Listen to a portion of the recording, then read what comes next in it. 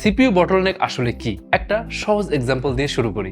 ধরেন আপনি একটা ট্রিপে গেলেন 5 জন ফ্রেন্ড নিয়ে। তো সবার হাঁটার স্পিড কিন্তু নর্মাল, কিন্তু একজন আছে যে হাঁটতেই পারে না, সে এত স্লো হাঁটছে যে বাকি সবাই তার জন্য আটকে আছে। তো কম্পিউটারের ক্ষেত্রেও ঠিক এই জিনিসটাই হয়। সিপিইউ যদি স্লো কাজ করে, জিপিইউ, র্যাম, এসএসডি সবকিছুই ওয়েট করতে থাকে সিপিইউর জন্য। এই যে ওয়েট করার ঘটনা, এটাই হলো সিপিইউ বটলনেক। মানে আপনার পুরো পিসির স্পিড আটকে যাচ্ছে শুধু সিপিইউর জন্য।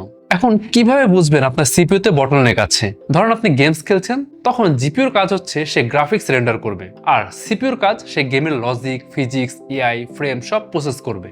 যদি জিপিইউ পাওয়ারফুল হয় বাট সিপিইউ ফ্রেম রেডি করতে লেট করে, তখন জিপিইউর পাওয়ার পুরোপুরি ইউজই করতে পারে না। তখন যেটা হয়, এপিএস কমে যায়, গেমে স্টার্টার হয়, জিপিইউ ইউটিলাইজেশন 50 থেকে 60% দেখায়, বাট সিপিইউ ইউটিলাইজেশন 100%। এটাই সিপিইউ বটলনেকের সবচেয়ে বড় সাইন।